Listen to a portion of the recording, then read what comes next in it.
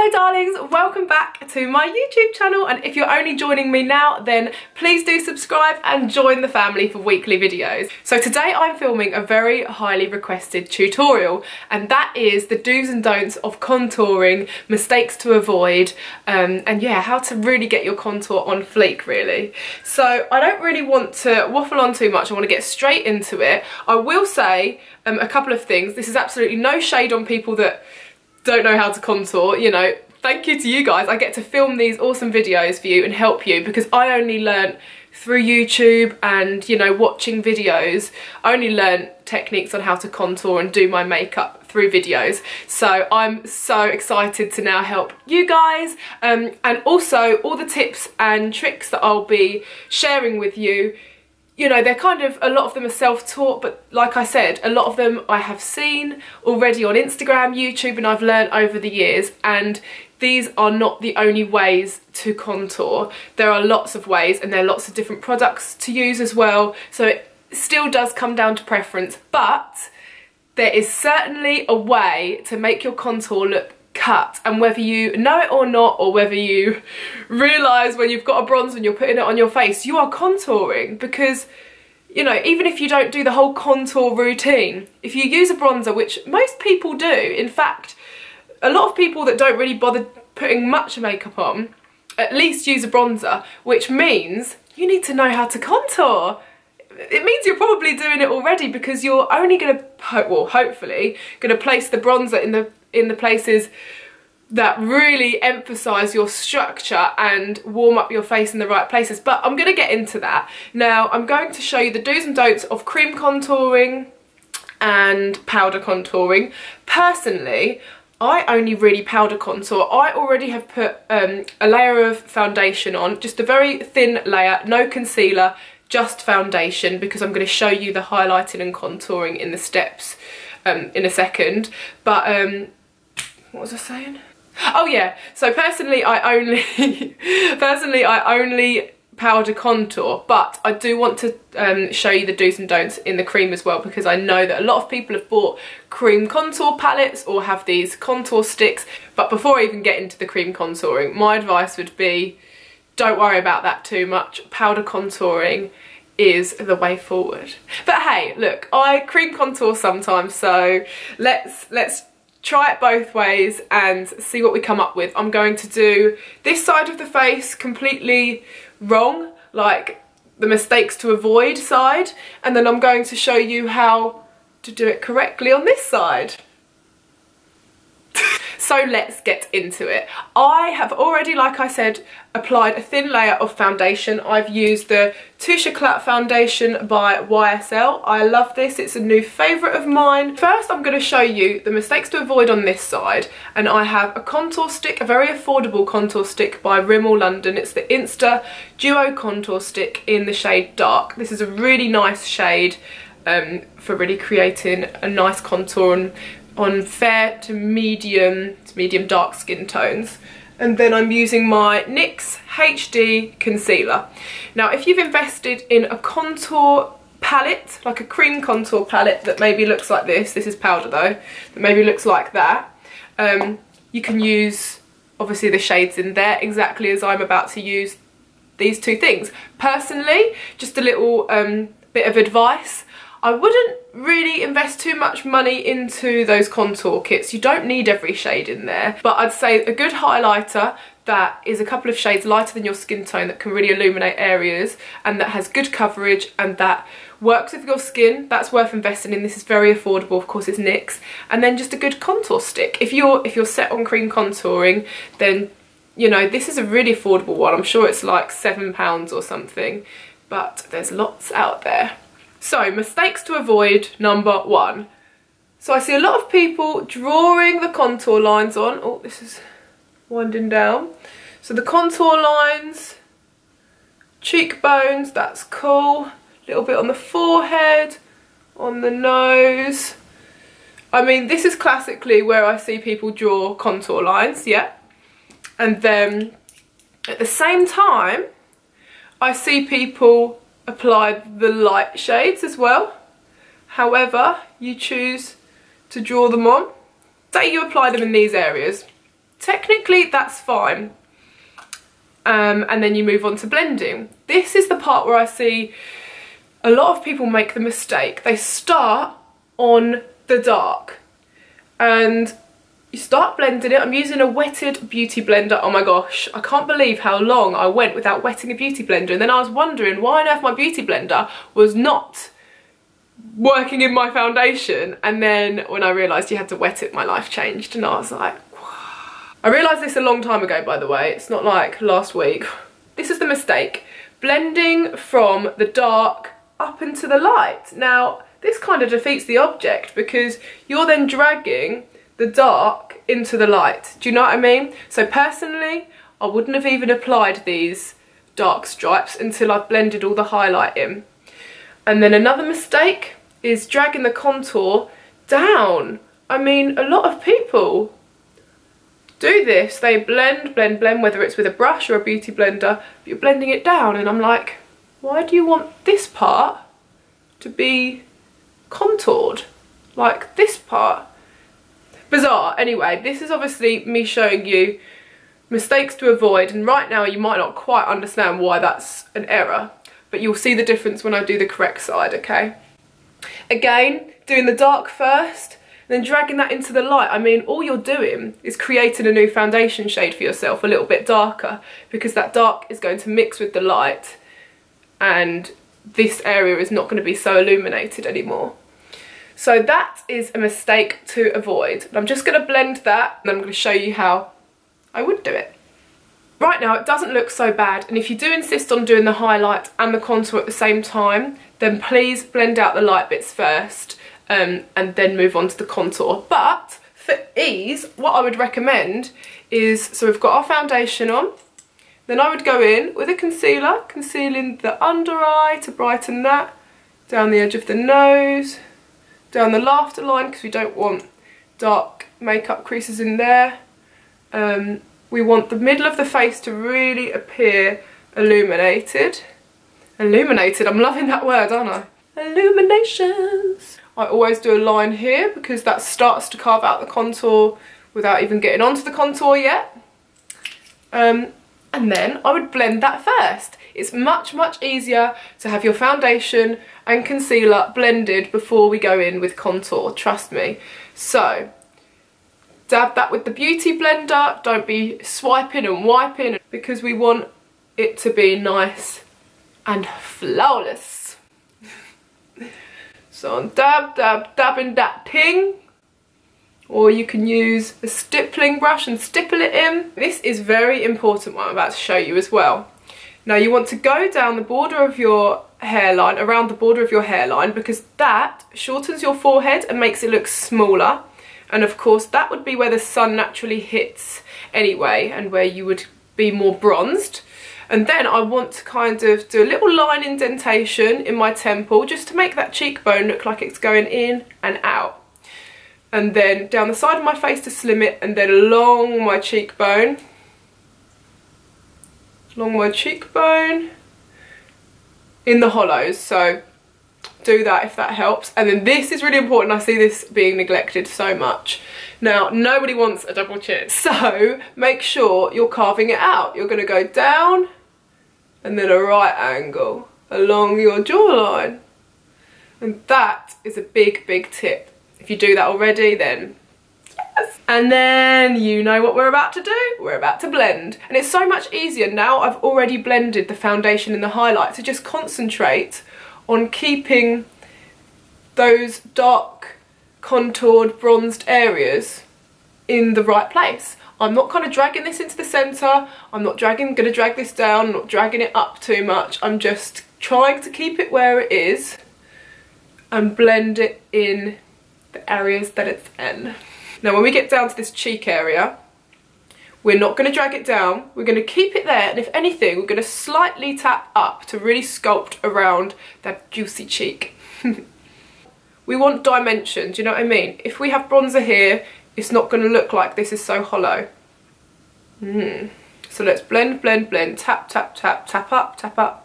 But yeah, this is blending really beautifully now, and you can see the difference between this, which is just darker shade all over really, because we've mixed it and all all sorts of directions, whereas this is really highlighted and sculpted. Yes! Now hopefully you can see the difference between this side and this side. Sculpted and just kind of meh. That is the contour, cream contour, do's and don'ts, mistakes to avoid. Very simple. However, you do want to move on to setting that cream contour. And personally, even if I was cream contouring, I would still be using a bronzer and powders afterwards. That's kind of why I don't bother cream contouring, because I would highly recommend that you always set, again, with the powders that aren't just like one shade. So you're still emphasising that dimension with a contour, I guess a powder contour palette really, like this one. On this side, I'm going to show you the mistakes that are frequently made after either putting your foundation and concealer on or cream contouring. So this is a freshly applied layer of foundation and cream contour, and this mistake I see all the time. A big brush and a bronzer going straight in on there to set or contour or bronze or whatever you want to call it, whatever you're doing, and just sweeping all over the places that you think that you are bronzing and contouring. Now this is wrong because your face is still kind of moist, and what's going to happen is the powder is going to cling to places that you don't want it to, so it's going to like look dirty in certain places. Like here you can see that this is starting to kind of stick in the wrong place. So this is wrong, just going straight in with your bronzer is wrong. Also, I see people bronzing this area. Now, I'm all for creating a bit of warmth in all sorts of areas of your face, but this is not an area that you want to contour. But yeah, basically you want to avoid getting bronzer in this area and also dragging up to this. I mean, I don't really understand this, but in general, you want to be setting your foundation and cream products anyway. So this is how I would do it. After either putting on foundation or cream contour, I would go straight in with a translucent powder. Laura Mercier is good, or a more affordable one is a Collection translucent powder. They're really good. You can dust this all over your face. What I like to do first is just take that beauty blender, and also say you haven't cream contoured, you can pretend I haven't cream contoured now as well. But I would use this under the eye to stop it from creasing. This is going to intensify the highlighted areas too. Take it down the side of the nose and the laughter line to stop it creasing. And any oily parts, it is preference. You don't have to bake or set your makeup with the translucent powder until the end, maybe after you've powder contoured. But I would definitely recommend them sweeping a lighter powder like this NYX No Filter powder all over your face. So once I've kind of done the translucent powder and start the baking process, I then would sweep around the other areas with a lighter powder, not a bronzer, just to make sure that they're completely silky smooth and there's no tackiness. Because if I go in with my dark powders on the tacky surface, they're just going to cling, like all of these areas on this side. Setting your face is crucial before moving on to bronzers. I also would bake along this part too, just to make sure again that that's staying light to keep the dimension of my cheekbone going in. So think of it this way: any dark powders are going to create indentations and sculpt, any light powders are going to make the skin look more raised. So it depends what kind of shape you want to go for. I would rather have sculpted cheekbones. So yeah, I've set this part of the face. I haven't done any powder contouring yet. I'm going to leave this side of the face now because in my opinion the main mistakes are made. We've done cream contouring, we've rubbed it in wrongly, and then we've contoured with a bronzer without setting your makeup, and that is the other classic mistake that I see with a big brush that doesn't have any kind of definition to it to help you sculpt. So they are the main mistakes. You haven't used translucent powder, you haven't used a lighter face powder, and there's no point in going in with all of those lighter powders and doing it correctly because this side is the correct side. So yeah, we're just going to leave that be, Now we are going to bring this side to life even more. What I'm going to use is this contour kit. This is the Kat Von D Light and Shade palette. It is life. I love it. And I'll tell you why I love it. Because it's perfect for contouring. Perfect. So again, let's pretend like we haven't cream contoured and that I really do need to create that extra dimension. I still do. I love this palette because the shades are very like grey toned, which is perfect for creating the shadows. I personally wouldn't put anything like too orangey or bronzy in the hollows because that is a bronzer, and a bronzer and a contour powder personally to me are two different things. That is a very important tip. Get your notepads out, write down. Another really good contour powder is Hoola, and you've probably all heard of the Benefit Hoola bronzer. It's got, again, it's kind of more grey, less orangey, so it creates that really natural looking tan, but it's perfect for sculpting. Like I said, we've still got a little bit of translucent powder, but now I'm going to take a bit of that middle shade from the Kat Von D Light and Shade palette, and I am going to just lightly, with this, is this a Morphe contour brush? It's kind of like got a nice angle to it. I'm going to just really emphasise this contour and get into the hollows. I'm going to follow the same structure as when I did the cream contour stick lines. Down my jawline. Really snatched. And again, if you're thinking, oh, but it's a bit pale, I'd want to be a bit more warm than that, don't be tempted to start dragging this all over the face. We are yet to bronze, okay? We are yet to bronze. Now notice I haven't touched on nose contouring. My nose is quite difficult to nose contour, and I feel like everyone's got different noses, and although we've all got different faces, we've still got the same structure. Like, we still want to contour our cheekbones and our jawline and our forehead, whereas our nose, depending on what shape you have, whether it's lower down or higher up, you'll want to create different illusions of either thinning it or widening it. Generally we all want a thinner and smaller nose, but I will touch on that right towards the end. However, it's not going to be an in-depth tutorial featuring nose contouring. I might even take just a dab of that dark powder and really just get into that little hollow bit there. Yes. You can dust a bit of contour powder under your chin, and this will shorten it, create the illusion of it being a little bit shorter. If you want a longer chin, then put more highlight down the middle. Love! Swerve! Onto the bronzer! So this is my bronzer, this is MAC Dark Deepest. And these are the contour shades, and you can see that this is much more orangey than these. And that's why this is so good. Warms up your face just beautifully, really. I'm using my big Real Techniques powder brush. Now I'm taking a little bit of powder, making sure that there's not too much on there because I just want to build it lightly. And I'm going to sweep it in the places that we have contoured. However, because it's a bigger brush, it's going to cover more of a vast area. We still don't want to sweep it under the eyes too much. If there's just a light amount on there, it's just going to continue to warm up the face. And then I'm going to tell you a top tip in a second. Oh my goodness, a very big thing that you need to remember to do is sweep that down your neck, girlfriend. You do not want a white neck and a bronzed face. Oh dear, I've got a little bit below the line that I want to cut. So I would just go back in with that Beauty Blender and translucent powder and cut that line. Or if you have the light powders in a powder contour kit, you can like clean this brush, really tap off any excess or use a clean one, and go in with the light powder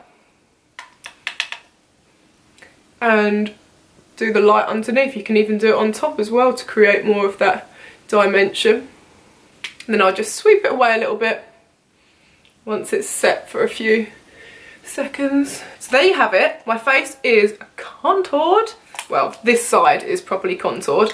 And now on to highlight, as in powder highlight. I love this one. It is the Cosmic Shine.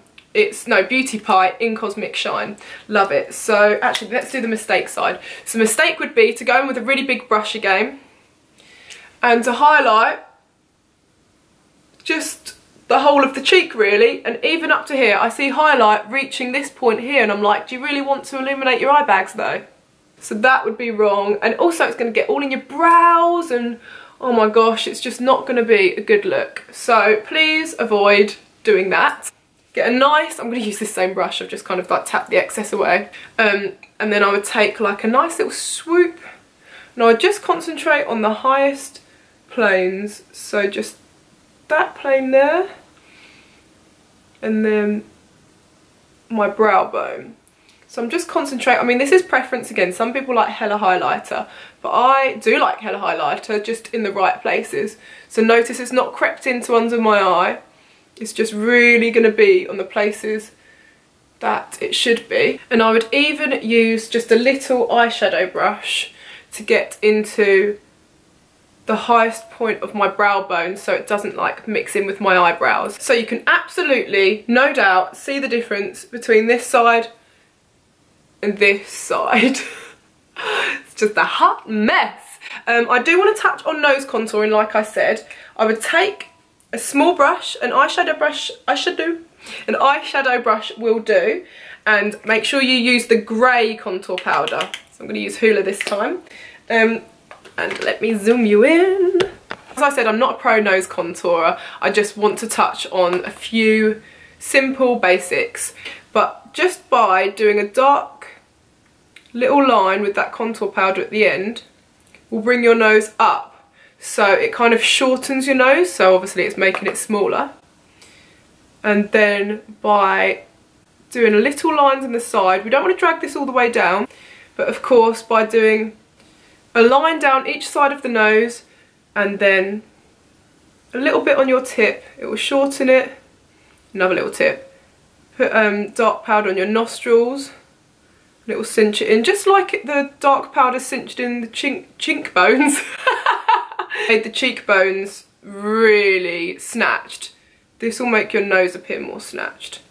And then take the light powder, so I'm just going to take one of my Kat Von D palettes and then just highlight down the centre and it will appear slimmer. But I'm definitely not the nose contour queen. Someone like, actually, who's the nose contour queen? Oh, is it Brittany Bear? She's really good at nose contouring. And JD Wadey 180, oh my gosh, she is the nose contour queen. Yeah, she actually is. You probably still need to blend that a little bit. So I'll take my big powder brush and just blend. Hopefully not with loads of bronzer on it. And then here is the finished look. Oh my gosh, I got through it. We got through it together. At one point I was like, this is going to be like an hour long, but nope, we got through it. And this side is just cut, snatched, slaying. This side is just a little bit of a hot mess. So I hope that helped you, beauties. Please do give it a thumbs up if it did help you, and leave a comment below as well with other suggestions or other things you need help with or other videos you want me to film. Don't forget to subscribe, and yeah, I hope that you enjoyed this. This was fun to film. Maybe we should make it a series. Just putting it out there. But anyway, until next time, my lovelies, love you lots. Mwah. Bye.